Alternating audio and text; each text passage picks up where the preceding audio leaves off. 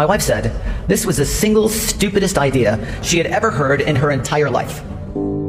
She kicked me out, and then she divorced me. In a lower middle class community on the south side of Chicago, virtually everyone important in my life, my family, my teachers, my girlfriend, wanted me to be a doctor. Their dreams became my dreams. They convinced me I should be a doctor. But as hard as I tried, I couldn't do it. I was unable to make myself into the person that I thought I should be. So I decided to stop trying. I was 21 years old when I dropped out of college. During my California springs and summers, I spent most of my days in the high Sierras in Yosemite Valley, working as a river guide and a rock climbing instructor. I loved those jobs, but unfortunately they didn't pay that well. So I also got a job working a couple of days a week as a computer programmer back in Berkeley. I had learned to program in college. I didn't love programming, but it was fun and I was good at it. I started taking classes at UC Berkeley. I took several classes, but the only one I can remember was a sailing class taught at Berkeley Marina.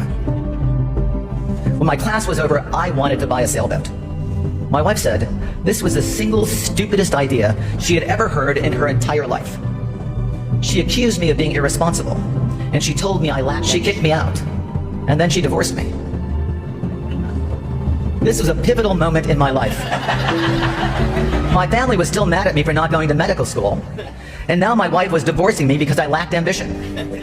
It looked like a reoccurrence of the same old problem. Once again, I was unable to live up to the expectations of others. But this time, I was not disappointed in myself for failing to be the person they thought I should be. Their dreams and my dreams were different. I would never confuse the two of them again. Throughout my 20s, I continued experimenting, trying different things, racing bikes and boats and constantly changing jobs.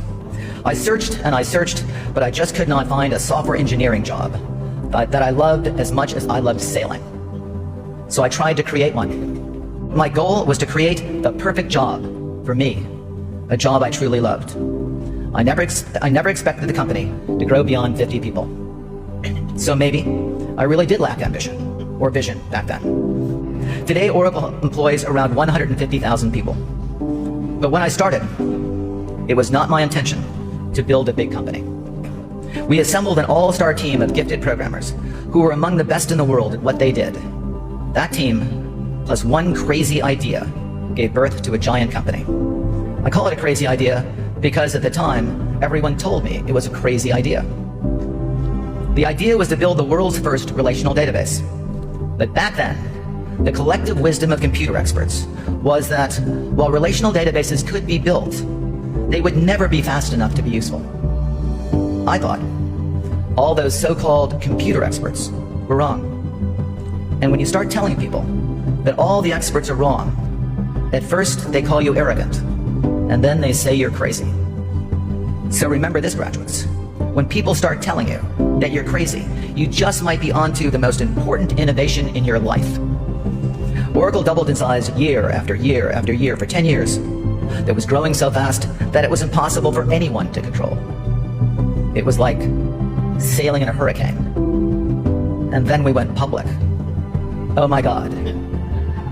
Maybe I should have been a doctor.